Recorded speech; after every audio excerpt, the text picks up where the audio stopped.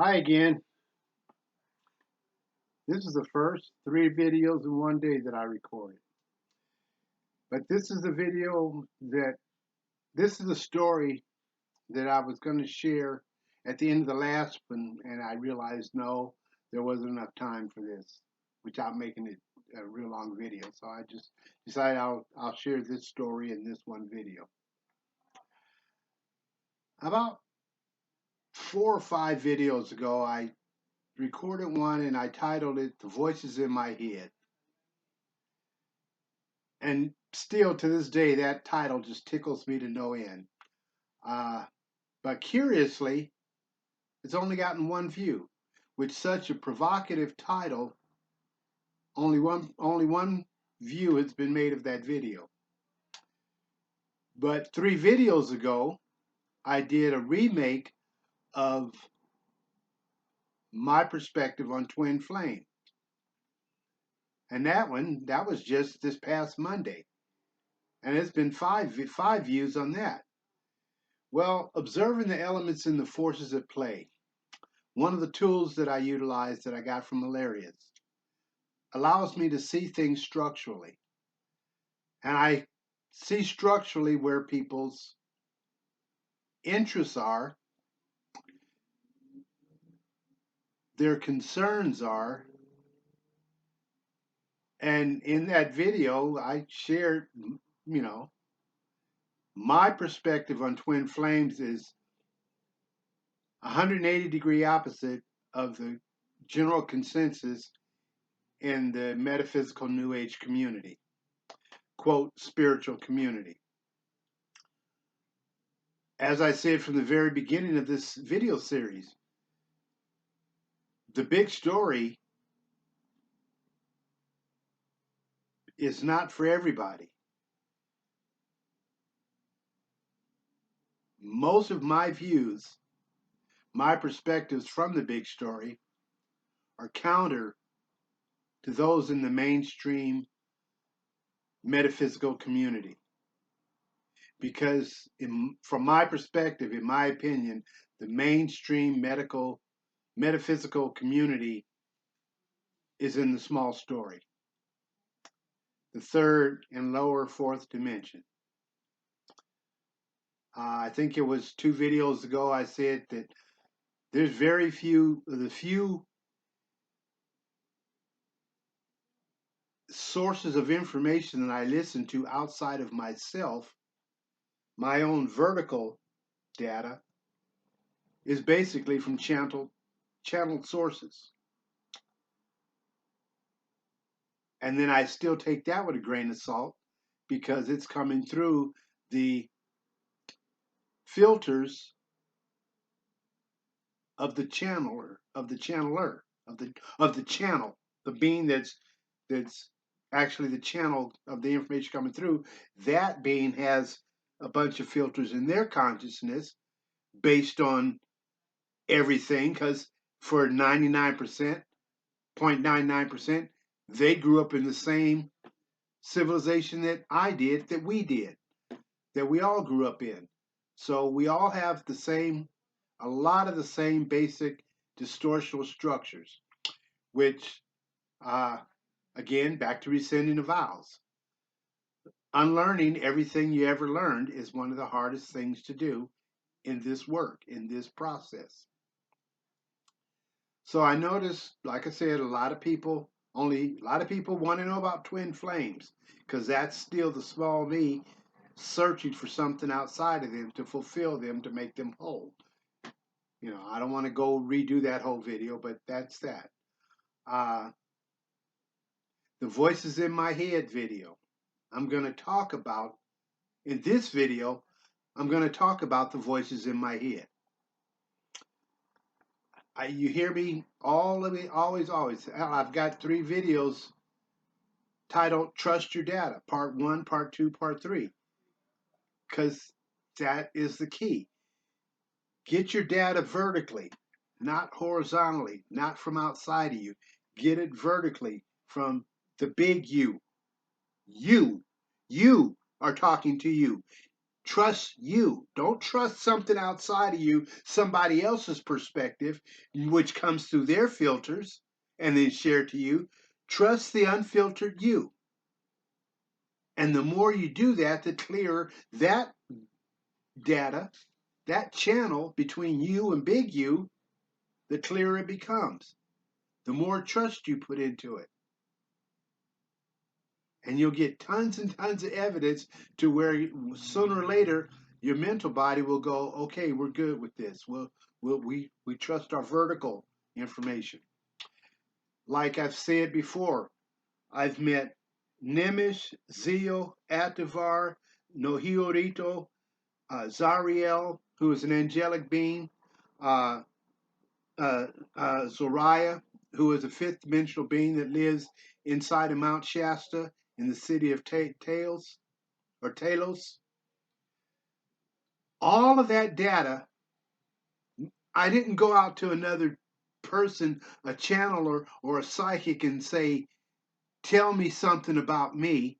All of those names, all of those beings, all of them are higher dimensional aspects of me.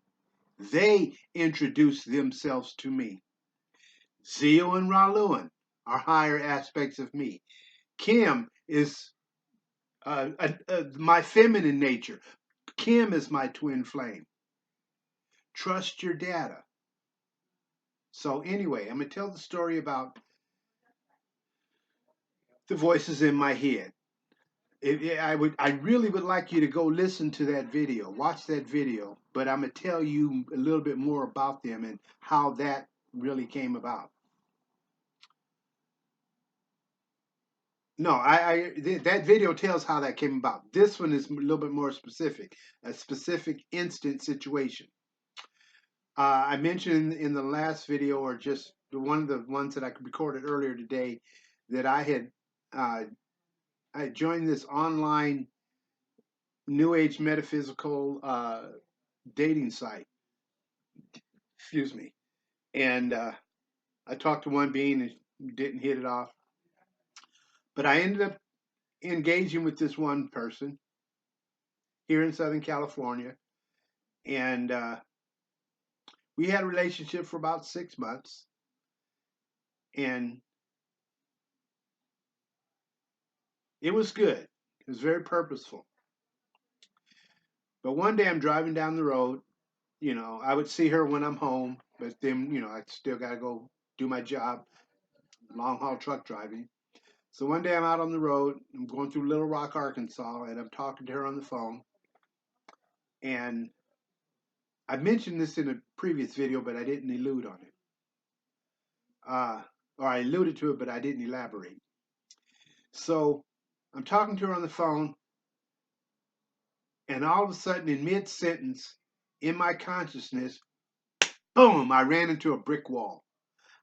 I hit that wall so hard, I was speechless. And she asked me twice, "Are you still there? Are you still there?" Because I was just speechless. And I finally got my voice back and I said, "Yeah, I just hit a brick wall in my consciousness that I should have a bruise on my forehead. That's how hard I ran into this brick wall in my consciousness."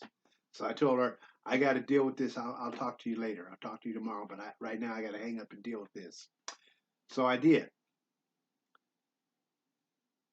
And the brick wall that I ran into and it was divine timing, was time for me to deal with this, was there was a structure in my consciousness. And this is how I saw it. It was in a fortress in the center of this brick fortress. And I literally saw wall after wall around, rings of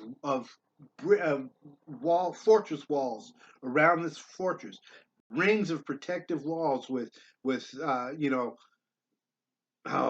word? I can't think of the word, but bulwarks on the top, to where, as if it was fortified and standing against invasion.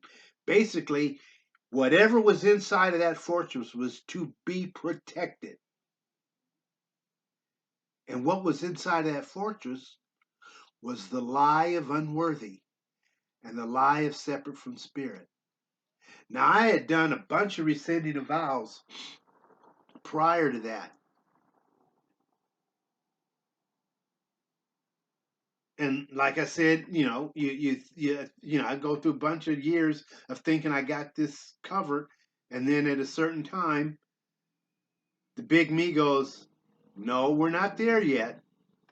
Boom, let's deal with this." So this is what happened. I'm driving down the road, and I slammed right into that brick wall. It, boom, hit my forehead right against it. And so I started rescinding the vows. Just all kinds of stuff was coming up, and I'm brick by brick, wall by wall, dismantling this fortress, the battlements around the fortress. And this is all in my head.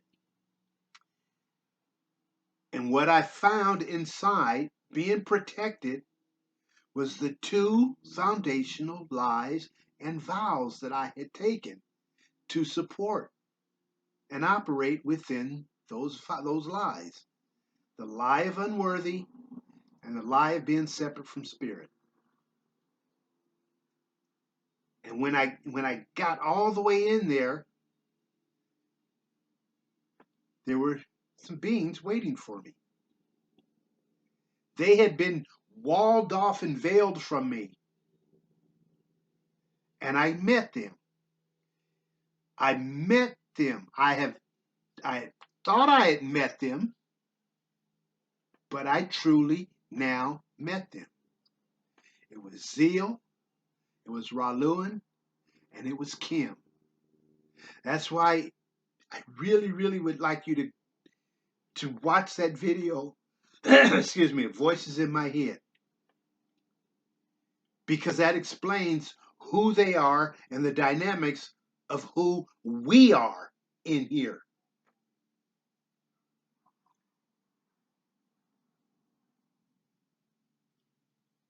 Once I got into that fortress, they were truly, truly, truly revealed to me as me, aspects of me. And since then, they're with me all the time, consciously, all the time. Remember how I said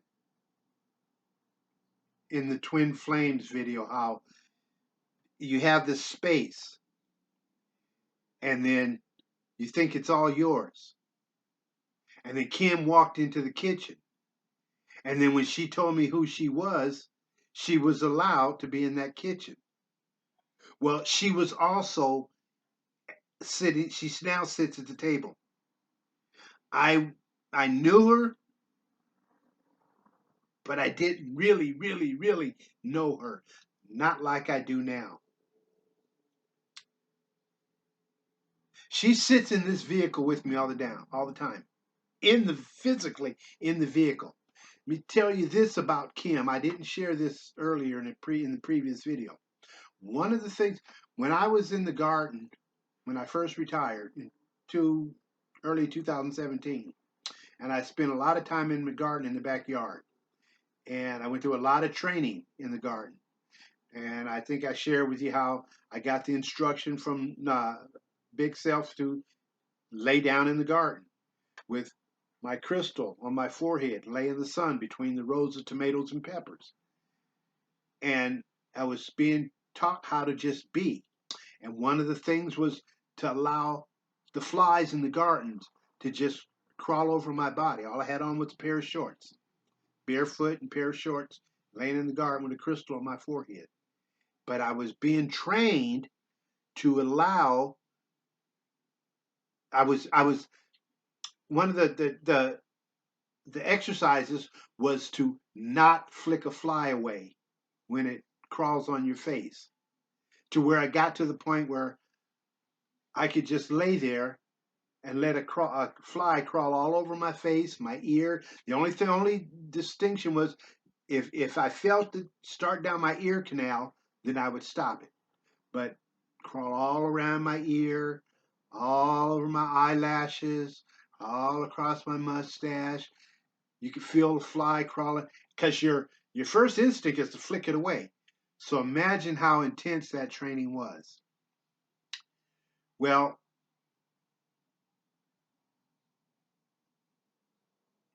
that training, a part of that training was so that at a certain point in my relationship with Kim, she would share something with me. Because after that, during the summer and fall of 2017, this thing started happening with the right side of my face, specifically with my eye, but I could feel it like all over here, my eyebrow. And I shared this in a previous video, but it's pertinent now. Uh, Kim has control over a part of my body that I don't control. She can cause sensation on my body that feels exactly like a fly walking across my eyelashes or a fly walking across my eyebrow. She can do that, and I can't start it. I can't stop it. I have no control over it. And I asked her, why?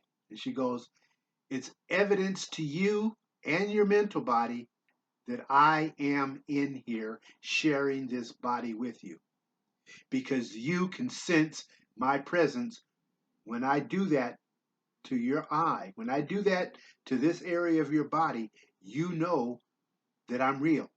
You know that I'm present, that I'm here all the time. It's not something that I made up in my head because I can feel the physical sensation of that's going on, but I have no conscious control over it. I can't stop it. I can't start it. It happens when she wants it to happen. It's a clue. Like a lot of times when it starts that, I pay attention to things that when whatever thoughts are going through my head and that starts, that's her talking. And I listen to her. I let her express. She's the one that's it's not my mental body, it's Kim doing the talking. It is the absolute freakiest thing you'd ever want to experience. To know you are literally not alone in your body. It was just as freaky as knowing that, you know, Beelzebub could toss me in the back seat. Truly, people, we are not, this is infinitely more than we know. So, let me get back to Zio and Ralun. So, I dealt with that. So, the very next day, I talked to four people, the four main people in my life. My sister Cynthia, Yasko, my best friend who Japanese woman I live with, and Mary, the woman that I was seeing. I spoke to all three of them that day on the phone, and Zio introduced himself to them. Michael didn't talk to them. Zio introduced himself to them, and he told them, Michael is here, but this is Zio talking to you. That's exactly what, and he basically ran the show all day. I was present.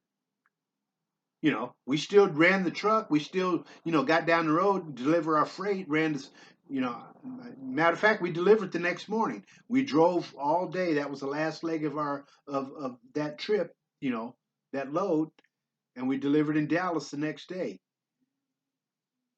But all day long, Zio was sitting in the driver's seat of this vehicle, and he spoke to Cynthia, to Yasko, and to Mary, and he introduced himself to them, told them who he was.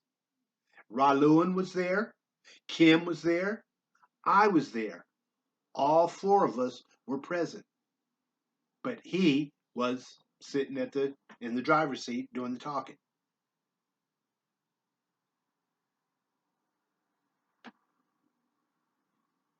When I was talking to Mary that day, at one point she goes, "Are you breaking up with me?"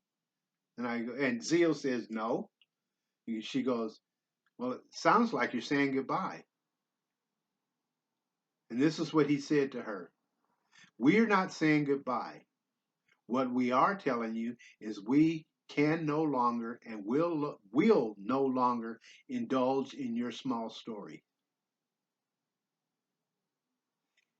That's what he said. We won't call your small story real anymore. We recognize that's where you are, but we're now informing you this is where Michael is. He is in the big story with us. And if you want to engage with Michael, you have to engage with all of us. That's exactly what he told her. Well, about 6 weeks later, we broke up. And in the breaking up, she said, it seems like you just grew farther and farther away from me. And the reason that wasn't the reason we broke up. The reason she gave me that she was breaking up with me was because one of her psychic friends, one of her girlfriends, who was a quote psychic, told her that she had some information about me. And that information was that Mary, that's the woman that I was seeing, that she was just one of many women that I had across the countryside in different towns, and that I was just sleeping my way across the country. That was what her psychic friend told her, and she chose to believe her psychic friend instead of me, and there was nothing I could do about it. I told her it's a lie, and the only thing you can do is either believe me or not. But I'm going to tell you that information is not true. But you see what Mary did structurally? She never said, and she identified the friend. I know who the friend was. She told me who told her the data, and she got that data horizontally. She didn't get it vertically from herself. Somebody outside of her told her something about me, and that person, as far as I'm concerned, didn't know me. I had never met them. I knew of them, but they'd never met me in person. But that person outside of Mary claimed to have gotten data from the higher dimensions about me and what I was doing out here on the road in the 3D. And I know it to be an absolute lie. It was a bold-faced lie. It was not true. What can I say but it wasn't true? That's all I could tell Mary. That's not true. And then she has to do with that what's hers to do, and she chose to not see me anymore. And I had to be okay with that. Wasn't the end of the world. I wouldn't go drive off a cliff. But that's why I admonish all of you. Trust your data. Get your data vertically from the big you, not from anything outside of you. Get it from you vertically. That's where I get the bulk of my data. Like I said, I can rattle off a bunch of names and I've never gone to a psychic and people said, well, this is so and so to you and this is their name.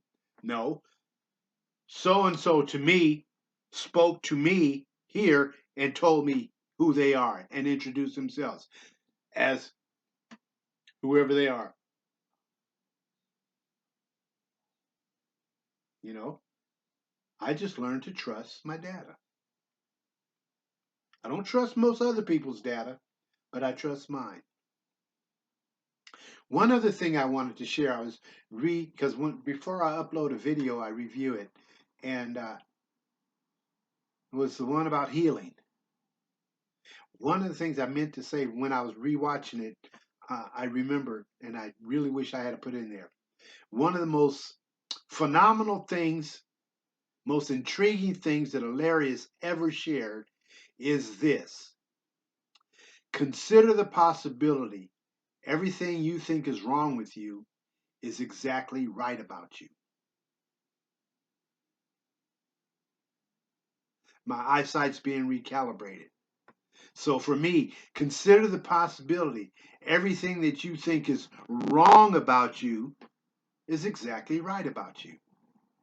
Because the big U set all this up. You, along with the big U, set all this up before you incarnated in here. So there's a part of me that knows that this was going to happen. The little me, veiled little me, didn't know, but the part of me, the big me, knew.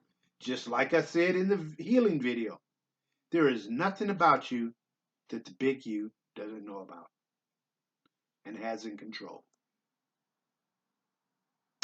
Okay? I just got a warning on here that I got low disk storage and I got to do some research and some investigating, figure out what the hell's going on. So, anyway, I love you guys. Blessings on your journey, and I will talk to you soon.